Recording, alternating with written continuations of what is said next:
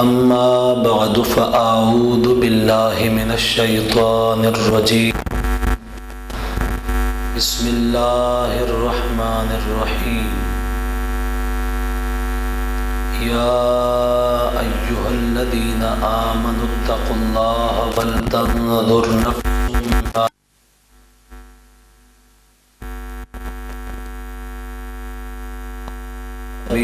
بما تعملون صدق اللہ تعالی وبلغنا رسول اللہ ان اللہ وملائکتہ یصلون علی النبی یا ایہا الذین آمنوا صلوا علیہ وسلموا تسلیما الصلاۃ والسلام علیک یا سیدی یا رسول اللہ وعلی آلک واصحابک یا سیدی یا حبیب اللہ الصلاۃ والسلام علیک یا سیدی یا نبی اللہ وعلی آلک واصحابک یا سیدی یا نور اللہ۔ اللہ جل مجدہ الکریم وحدہ لا شریک ذو الجلال والاکرام کی حمد و ثنا اور حضور سرور کونین نبی الحرمین سید الثقلین مرکز دائرہ علم و ایمان و عرفان و ایقان محیط قرۂ فعلیت و امکان محبوب رب معبود ما حرف آغاز وجود ما سلطان الانبیاء خاتم الانبیاء سیدنا جناب محمد مصطفیٰ صلی اللہ علیہ وآلہ واصحابہ وسلم کی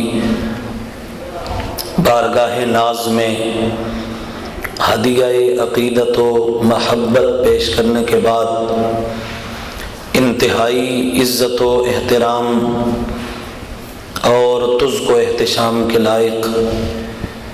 جمیع حضور نبی کریم رؤوف الرحیم صلی اللہ علیہ وآلہ وسلم کا کلمہ پڑھنے والے سرکار کے غلاموں، السلام علیکم ورحمۃ اللہ وبرکاتہ۔ اللہ وحدہ لا شریک کا کروڑ ہا شکر ہے کہ اس مالک نے ہمیں چند لمحوں کے لیے اپنے حضور حاضر ہونے کی توفیق عطا فرمائی۔ اللہ تعالی ہمارا یہاں یہ حاضری دینا، سننا سنانا، اس تمام کو شرف قبولیت عطا فرمائے اور اسے ہم سب کے لیے ذریعہ نجات بنائے اور ہماری دنیاوی اور اخروی خیر کثیر کا باعث بنائے۔ آج کا موضوع جس کے حوالے سے چند گزارشات آپ احباب کے گوش گزار کرنی ہیں وہ ہے محاسبہ نفس۔ قرآن مجید کتاب لا ریب صحیفہ رشد و ہدایت،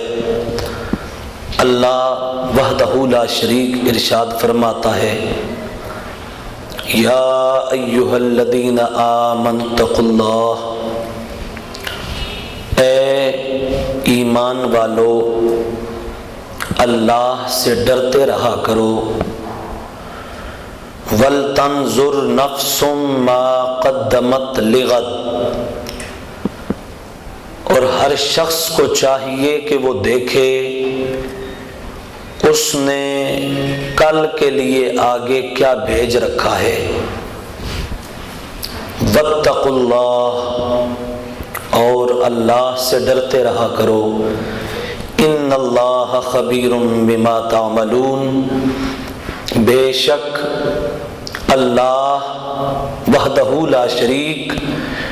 اس سے خوب واقف ہے جو تم عمل کرتے ہو۔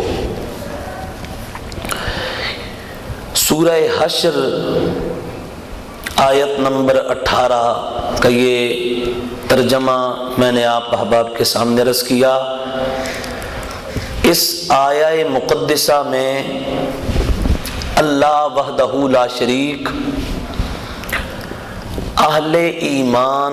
ایمان والوں سے خطاب کرتے ہوئے انہیں جھنجھوڑ رہا ہے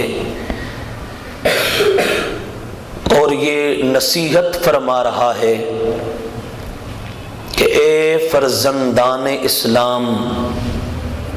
اے میرے حبیب صلی اللہ علیہ وآلہ وسلم کا کلمہ پڑھنے والو، اے صاحبان ایمان، تقوی کو اپنا شعار بنا لو۔ اتقوا اللہ، تقوی کو اختیار کرو اور تقوی کو اپنی پہچان بنا لو اور تقوی کو اپنی شناخت بنا لو۔ تمہیں پہچانا جائے، تمہیں شناخت کیا جائے تو تقوی کے ساتھ شناخت کیا جائے۔ تمہاری پہچان یہ ہو کہ تم صفت تقوی سے متصف نظر آؤ، اور تمہاری شناخت یہ ہو کہ تمہیں متقی کہا جائے اور تمہیں تقوی سے متصف گردانا جائے، اور دوسرے لفظوں میں کہ تقوی کو اپنا لباس بنا لو اور تقوی کا لباس پہن لو، اور تقوی کا لباس یوں پہنو کہ پھر اس راستے کی طرف تمہارا قدم کبھی نہ اٹھے اور اس راہ کی طرف تمہاری توجہ کبھی مبذول نہ ہو اور اس ڈگر کی طرف تمہارا دھیان کبھی نہ جائے جس سے تمہیں تمہارے مولا نے روکا ہے، جس سے تمہیں تمہارے اللہ نے منع کیا ہے، جس سے اللہ وحدہ لا شریک نے تمہیں روک دیا ہے۔ اس راستے کی طرف تمہارا جانا تو ایک طرف تمہارا دھیان بھی نہیں جانا چاہیے، اور ہمیشہ اللہ وحدہ لا شریک کے احکامات ان کی تعمیل کرتے رہو۔ اور نیز یہ اللہ اس آیت میں فرما رہا ہے وَلْتَنْظُرْ نَفْسٌ مَا قَدَّمَتْ لِغَدٍ۔ ان دو چار کلمات میں مالک و مولا ہر بندے کو محاسبہ کی دعوت دے رہا ہے۔ فرمایا اپنا محاسبہ کرتے رہا کرو اور اپنے آپ کو حساب کی کسوٹی پہ لا کے چیک کرتے رہا کرو، اور حساب اور شمار کے ترازو پہ لا کے اپنے آپ کو ذرا بھانپا کرو کہ تم کہاں کھڑے ہو اور تمہیں کہاں کھڑا ہونا چاہیے، تم کدھر کو جا رہے ہو اور تمہیں کدھر جانا چاہیے، تم کیا عزم کر چکے ہو اور تمہیں کیا ارادہ کرنا چاہیے۔ فرمایا ہر بندہ اپنا محاسبہ کرے اور ہر بندہ اپنا ایک شمار کرے، اپنے متعلق حساب و کتاب کرے کہ وہ کیا کر رہا ہے، کیا ہو رہا ہے اس سے، کس طرح کے اعمال وہ بجا لا رہا ہے اور کس طرح کے معمولات میں وہ مصروف نظر آتا ہے۔ فرمایا ہر بندہ اپنے حوالے سے یہ حساب کرے اور اپنے حوالے سے یہ شمار کرے، روزانہ اپنے حوالے سے گنتی کرے کہ میں کیا کر رہا ہوں، آج فجر سے لے کے شام تک میں نے کیا کیا ہے، اس پورے دن کو جو میں نے گزارا ہے تو پورے دن میں میں نے اپنے مالک و مولا اللہ وحدہ لا شریک اس کو راضی کرنے کے لیے کتنے اعمال کیے ہیں، اللہ کی رضا کے لیے میں نے اس پورے دن میں کتنا کچھ کیا ہے۔ حضرت شیخ محی الدین ابن عربی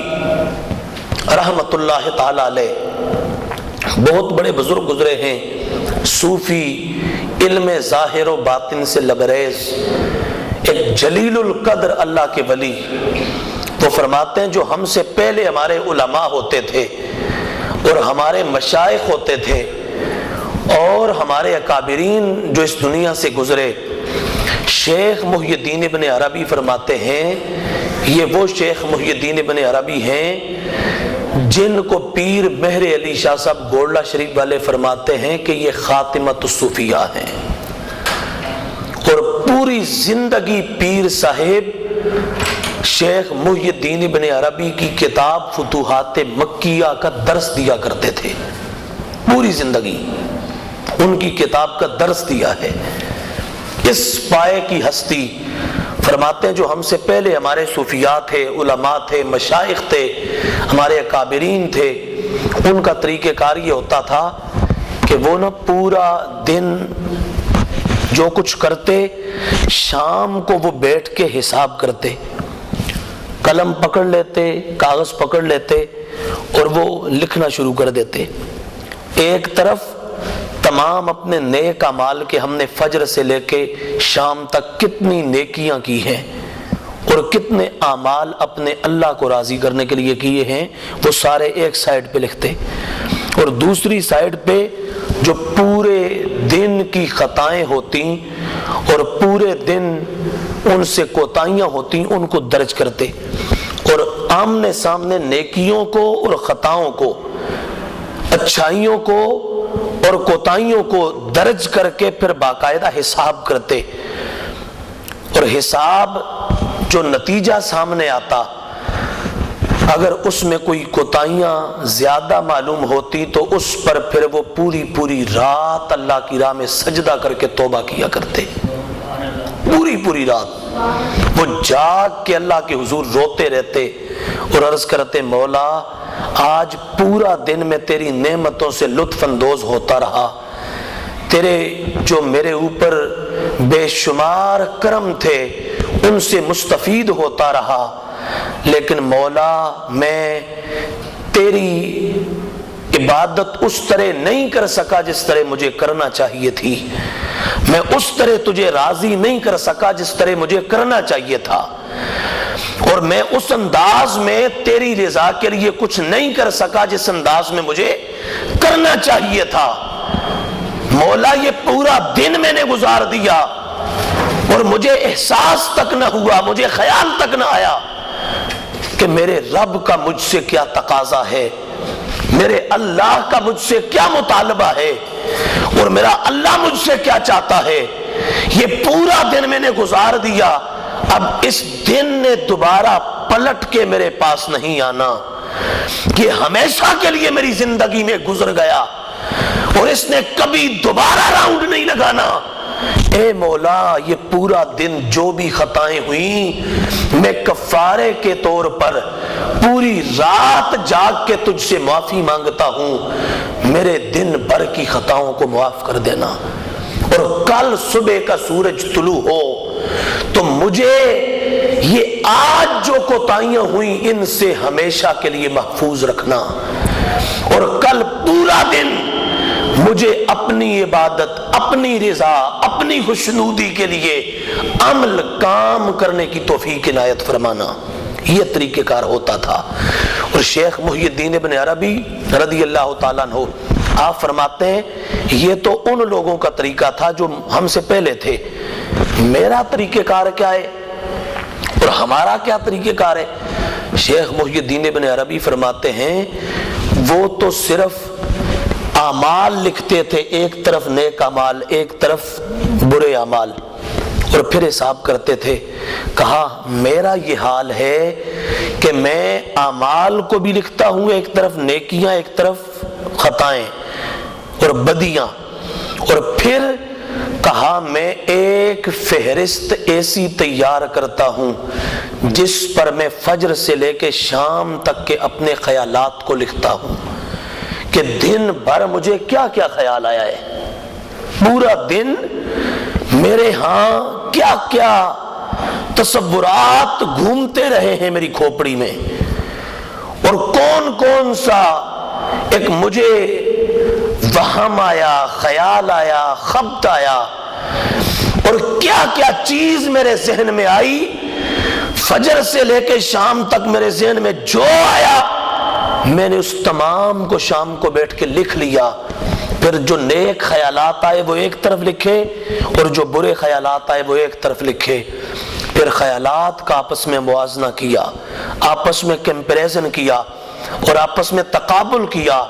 اور آپس میں ایک ان کا مسابقہ کروا کے، مقابلہ کروا کے دیکھا کہ میرے نیک اعمال زیادہ ہیں یا برے اعمال زیادہ ہیں، میرے اچھے خیالات زیادہ ہیں یا میرے برے خیالات زیادہ ہیں۔ کہا شام کو میں بیٹھ کے جب یہ حساب کتاب کرتا تو اگر میرے اعمال برے نہ بھی ہوتے، میرے اگر خیالات میں کوئی خیال ایسا ہوتا جو پورے دن میں مجھے برا آیا، میں اس خیال پر بھی اللہ کے حضور راتوں رات جاگ کے معافی مانگ لیا کرتا تھا، اور پوری رات جاگ کے میں اللہ کے حضور دست بستہ یہ عرض کرتا، مولا یہ جو مجھے خیالات آئے آئندہ مجھے ان خیالات سے بھی محفوظ اور مامون فرما دینا، اس طرح کا خیال بھی میرے ذہن میں نہ آئے۔ تو یہ حالت تھی ان لوگوں کی، ذرا سوچیں کہ جو چلتے تھے تو چلتے فرش پہ تھے لیکن ان کی عظمتوں کے ڈنکے عرش پہ بجتے تھے۔ یہ وہ ان لوگوں کی بات آپ کو سنا رہا ہوں، اور یہ ان لوگوں کی کیفیت تھی، اور ہم جیسے نکمے جن کی کوئی حیثیت نہیں ہے، ہم کہاں کھڑے ہیں اور کیا کر رہے ہیں؟ ہمیں اللہ، اس کے رسول، دین، اسلام، قرآن، سنت، تعلیم، علم، اس سے آج کتنا کچھ تعلق ہے، ہمیں کتنی محبت ہے، اور ہم کتنا اہتمام کرتے ہیں اپنی زندگیوں میں، اور ہماری رات اور دن کیسے گزرتے ہیں۔ ہمیں اس حوالے سے ذرا سوچنا چاہیے کہ ہمارے دن رات کی کیفیت کیا ہے، ہمارے دن رات کیسے گزر رہے ہیں، ہم سے کتنی نیکیاں ہوتی ہیں اور کتنے گناہ ہوتے ہیں۔ ہم تو قدم قدم پہ گناہ کر رہے ہیں، قدم قدم پہ ہم سے برائی ہو رہی ہے، ہر آنے والے سانس پر ہم سے ایک کوتاہی سرزد ہو رہی ہے۔ ہم تو ہر لمحے ایک نہیں درجنوں گناہوں کا ارتکاب کرتے ہیں ایک لمحے میں، اور یہ کیا ہے؟ یہ شامت ہے۔ نبی اکرم صلی اللہ علیہ وآلہ وسلم آپ نے ارشاد فرمایا تھا، ایسا وقت آئے گا